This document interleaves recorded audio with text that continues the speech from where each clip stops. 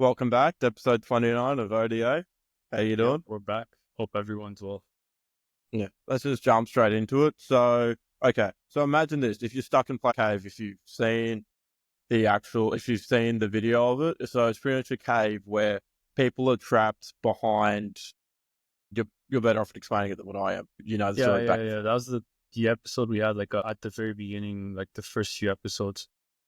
Yeah, pretty much people are trapped inside of like a cave. They call it Plato's cave, and then it's kind of like a hell where they're burning fire behind them, and then they're showing like different like sticks, like they're projecting shadows of like different like figures in front of the fire, so you can see like, and they're facing the wall where those shadows are projected.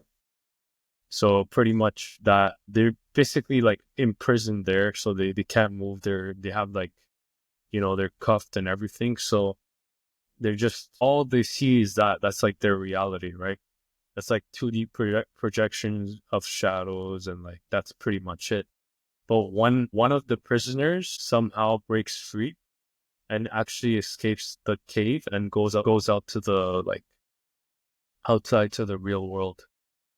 And then like when he experienced like, like the real, like how life actually should be experienced, like I guess, you know there's these shadows are not it, like, that whole like reality where he was stuck in was not it, like it was all like kind of like in his mind in a way, or well, not in his mind because he was still there, but you could say like he was basically trapped, couldn't get out. Like when once he You're started stuck in a experience, false like, sense of reality. yeah, it's kind of like he finally it gets to experience life, for what it is, like to the fullest. But it's also like that how do you say, it's like that when you have like two things that you're trying to make a difference, between two things. How do you say, like juxtaposition, maybe, I don't Yeah, know. It's juxtaposition. basically like the theme of like heaven versus hell, and then also like, being stuck in the matrix kind of thing, and all that. That's pretty much it. So once he's outside the cave, he can't return back. Like that's it, pretty much. Like there's no way he's going back. Whereas the Because he other sees life with people, a whole new fresh of eyes. exactly. So it's like that also brings to light like other themes. Like now you've like kind of gone through like other experiences in life, and you're kind of like addicted to them in a way, or like you have Yeah. like a lifestyle. For example, like some people who make like a lot of money, they get used to a certain lifestyle, and then when like, when they're looking for a partner, or even like something happens in their lives, it's really hard for them to like come back, or like come back to something more like basic, kind of Something thing. lesser than what they used to Yeah, an extent. exactly. Something exactly like, Think you that's can live like a materially lesser sufficient than what life, they came from. pretty much. Exactly. Yeah. So then let's just So jump yeah, back on that. So you know how you said, imagine the cave, which is hell. So you're only thinking, your hypothesis is, this is life. I'm stuck in this. This is all I know. This is all I see. Let's turn that into something real world, like investing, for example. So you don't know that investing even exists. And then your theory is, I'm better off spending my money today and not investing for my retirement. Or yeah, your vision is stuck on what's in front of you, not what's happening behind you, if you sure. understand where I'm going at. Yeah. And once you create a hypothesis that allows you to break free of these chains that are stuck to you, like they were in that video of the cave, which we'll also show our audience, they get to gain a sense of freedom that they never got. And they see that they see the long-term potential of investing because they reached the investing heaven, for example. So they're investing hell, didn't know it existed, didn't know that it was potentially volatile if it's, let's just say, to do with cryptos or even some stock exchanges, that they didn't realize it was so volatile. However, once they get that new fresh set of eyes and that new consciousness for life, they get to see that investing is a long-term game of strategy. And with that new hypothesis, they can then extend it and then test it. So let's just say their theory is, only midterm investing is good. And then let's just say they test it for like doing trades that only take 2 to 3 days. Let's just know 2 to 3 months at a time, and then they get good results to do that. So then the next theory is maybe investing's good for the long term, and then they start doing trades that take years at a time, or 6 months, 12 months, 8 months at a time, and they just hold. And yeah, your hypotenuse testing is continually testing your own beliefs and seeing, hey, this is what I think. Let's test this out 100, 200 times and see maybe if this works. Let's see what I did right. Take the stuff that I did right and then realign, readjust. Look at what everyone else is doing who's very successful in this field, because obviously, let's say, like the trading industry, for example, I'm pretty sure the numbers are only 3% of traders are actually successful. So then you can take it from there and be like, okay, look, this is what the top 3% are doing. This is what I'm doing. Let's look at my strategy, look at their strategy, see what the difference is, see how long they're trading, what they're doing with their trades, and how often they're trading. And let's realign my strategy to basically backtrack what they're doing. So then you just continually test and be like, okay, I got this idea. Let's test this out. This is what they're doing. And then you can just adjust and realign your own strategy from there. Yeah, that makes perfect sense. At the end of the day, like, what you were going back to, like the Alex Hormozy episode you saw, like and I've seen multiple times where he talks about like, never stop trying, always like test out. Testing is pretty much trial and error. So when it comes to, any new experience that you're starting initially, so that's how you're going to learn. And, you're going to keep making mistakes and learning from them, and then finally figure out like a path that's right. The other beautiful thing with that is when you're doing it for yourself versus like trying to be part of like a group, or say, in the system, the like education system puts you in a classroom, like with a group of people your age and all that. When you're doing it yourself and like trying to figuring out like how, like, say, a certain industry works yourself, you kind of already like automatically eliminate like competition and distractions, and like also comparing yourself to a group of people, like, because you're going to see, like, you're going to experience the whole like spectrum of failures, successes, like, just grinding like every day, putting those reps every day consistently, and then like seeing growth, that kind of thing. I feel like it's a lot better, like you create a path for yourself, and then that goes like to the future too, like trying to create your own brand and something tied to you, like personally, like a product or something like that, right? Versus, trying to be part of a group and like just you're not doing something new, you're not being unique, it's not creative. That's the other thing too. So you're stuck in a box in your mind where you can only see one way out and you can't see the actual vision of life, is what you'll sort of say. yeah, and a lot of people who are successful at a certain point, they're starting to think like that. Like I don't want to be stuck in my own box, right? Like I don't want people to think that I just have this to offer to the world, right? They want to show that they're like faceted, like they have the multiple, like they're multi-talented, right? They can do many things. They can be good at many things, right? Obviously, but also, like, isn't that part of a pride of human nature as well? Just to be like, I can do this, and this very, very well. This is where I can also help you out here. And this is what the trade's expected for me doing this, providing this to you, and then in return, I want this back. Like at the end of the day, like when you're gonna be really good at one thing or two things, and automatically means like there's a lot of other things that you're not gonna be good at, because you're adapting yourself, even like on a physical and mental, like wiring your brain kind of thing. You're kind of optimizing every part of yourself to be really good at those two things or three things, right? In the end, like say you're talking like, for example, Olympic athlete, or some kind of like crazy computer programmer, like some Nobel Prize winner, for example. Like, he's not going to be good at cooking all of a sudden, right? He's probably going to be average, like, so at the end of the day, like it's just the way you kind of wire yourself, right?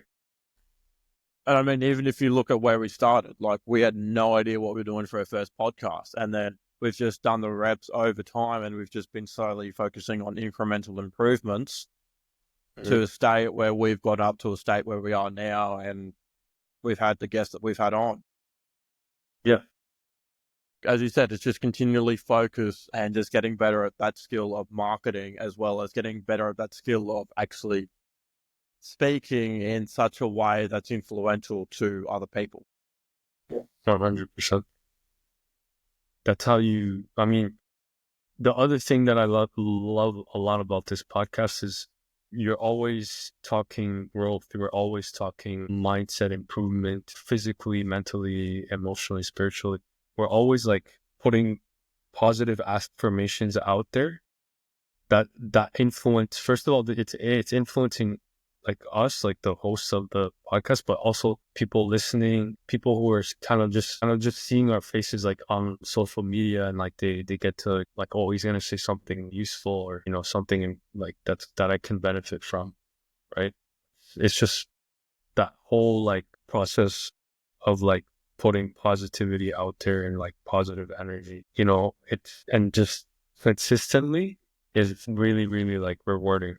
Definitely. Yeah. Also, we have such a tone on the negativity where we don't see it as negatives. We're like, good, this happened. And then we flipped into a positive as well. Like, yeah, if like we spoke with Luke. So like an episode that like we talked about heartbreak, and like if you were like with a girl, she broke your heart, it'd be like, good, because then I can now focus on leveling up every other aspect of my life. I'm just going to make my dating as best as I can, basically getting as ripped and jacked as what I can, as well as like earning as much money as I ever could. It's just like, yeah, you're using it as fuel to get better, pretty much. Yeah, I've tend to notice we have that framing of negative events to actually frame them towards a positive frame. Yeah, that's how you bounce back in life too at the end, right? You don't want to be stuck in like, I know a lot of people too, like, I mean, you sure probably do on your side, Denyon, but like a lot of people who have been like in relationships and it didn't work out, and they're still stuck in their mind. Like, they're still stuck in that cave, still seeing the same like shadows projected on that wall. And it's like, it's really like mentally draining, and it's not leading to any progress whatsoever. Like, that's Not at all. one of the things that we stress a lot on this podcast is like, we really want people to see the positive in the negative and flip the positive to negative, flip the negative and positive, and like actually make progress. And when people start seeing that and believing that, like the progress that they're making, they start coming out of it like right away. They start open opportunities.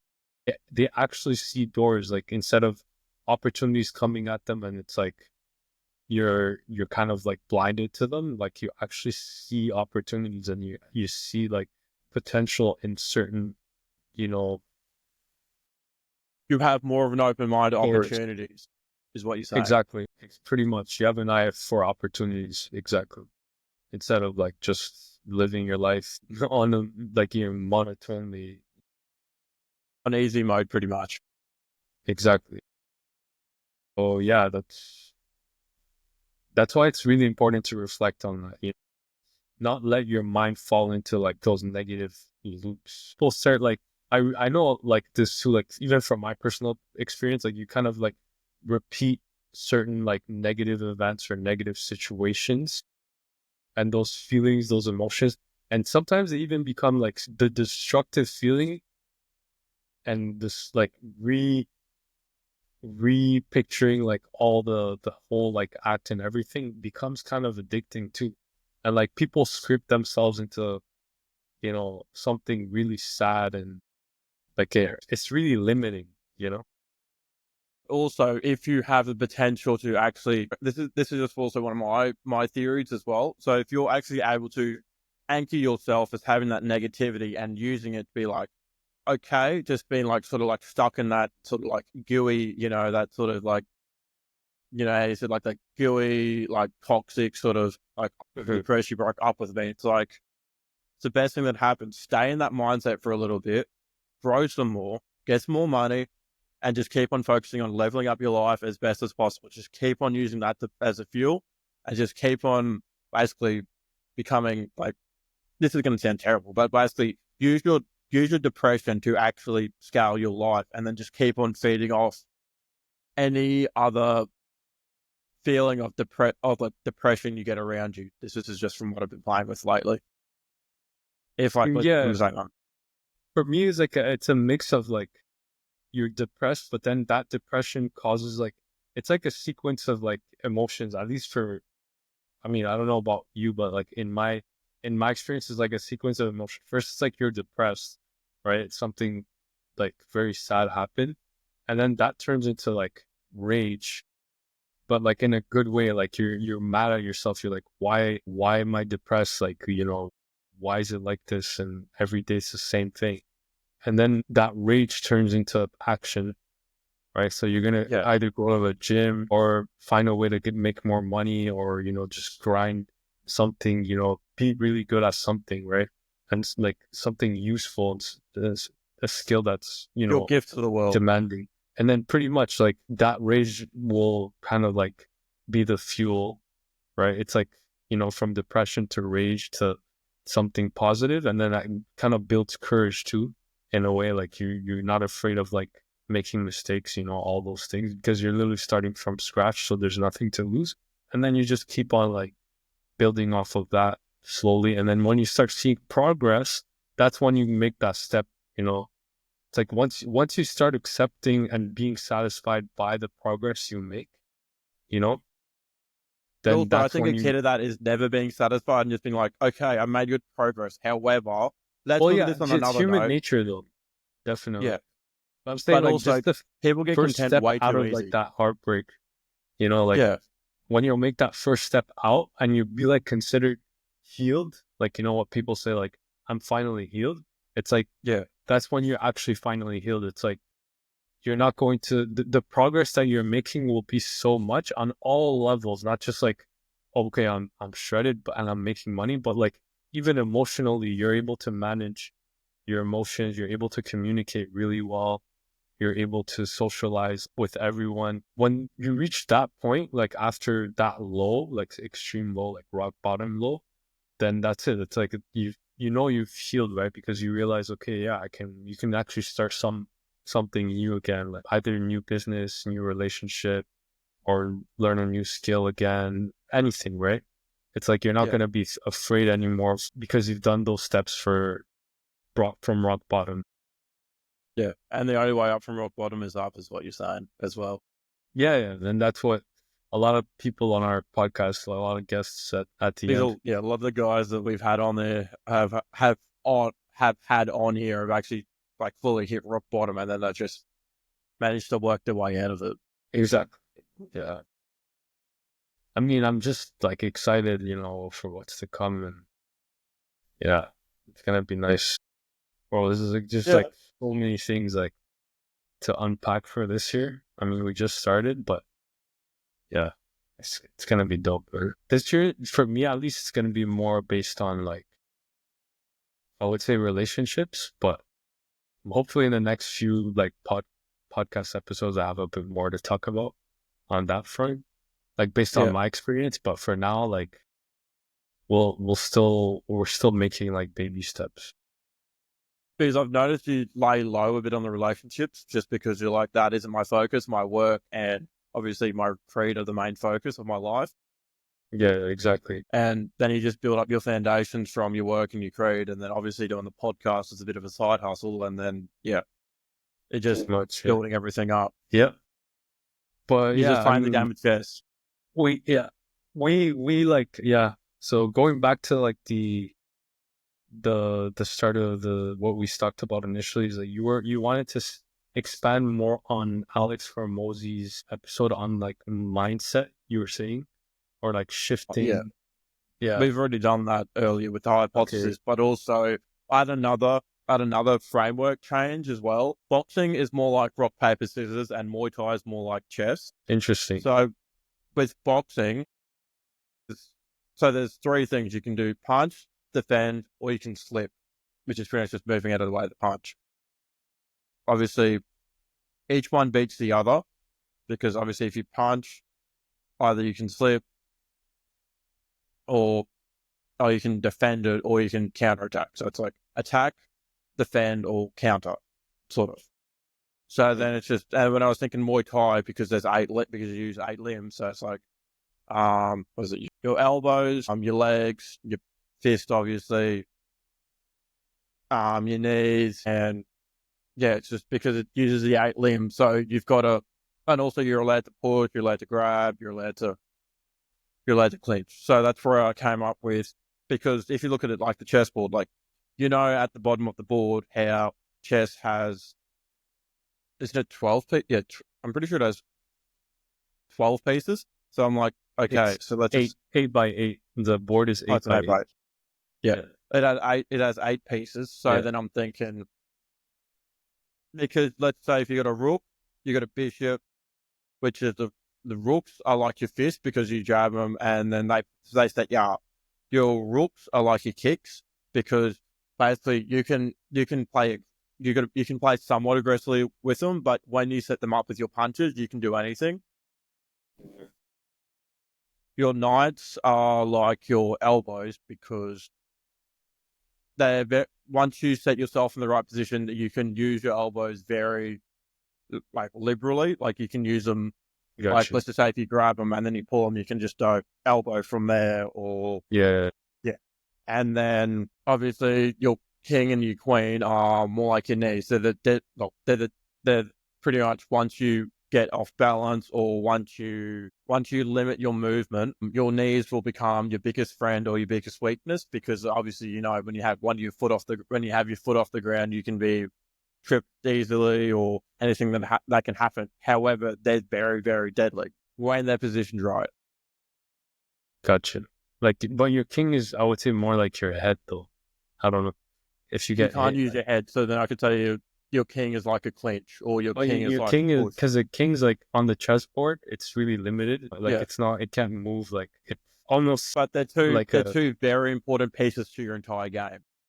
yeah, but that's true.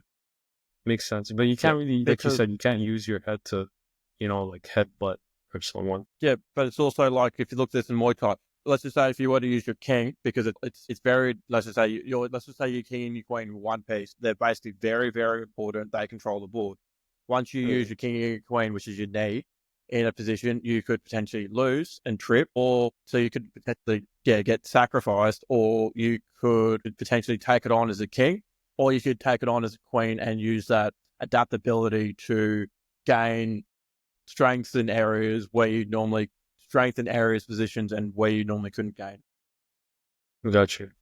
But Yeah, and then the I could pawns see are just the contrast. different type of punches. Yeah, Yeah, I see the big contrast to, like, obviously chess, like, there's a lot more, there's a lot more involved, like, in terms of different pieces on the board, and kind of like the variations are a lot more rich compared to checkers, right? So like you were saying, in boxing, it's just like 3 or 4 different variations, and you're it's just literally like rock paper. alternating.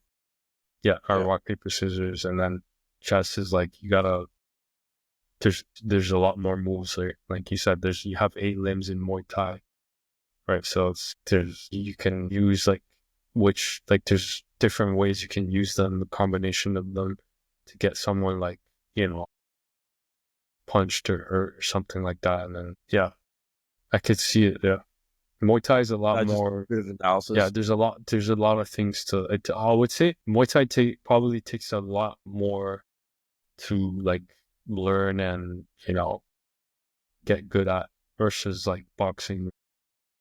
Yeah, because you got to get used to. Well, this is coming from someone who's done boxing. It's honestly taken me a lot more to grasp, because I'm like, hi, I'm just used to basically focusing on what you can do here, and then I'm like, when it comes to legs, knees, and elbows, I'm like, I don't know what to do. Yeah, I see. It's such a drastic It's a shift in different the, ball game. yeah, It's like street fighting. Street fighting is like everything is everything is allowed pretty much. You can even die, weapons. pretty much die. There's no limit. But yeah, that's another game altogether. It's probably for a Yeah, later episode if we ever get jumped, or yeah, yeah. if I we don't can know. I feel create like then a story from that. those days were long gone from high school or even before that, like elementary. I remember getting into like crazy fights in elementary.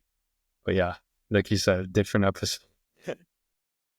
Ahmed got jumped by a whole bunch of gangs.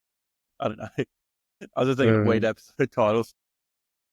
yeah, Yeah, that's more something like people would want to know just because they want to know more about me. But yeah, yeah, and then it'd be like, they'll probably be thinking, who is this guy and why is he being jumped by a gang?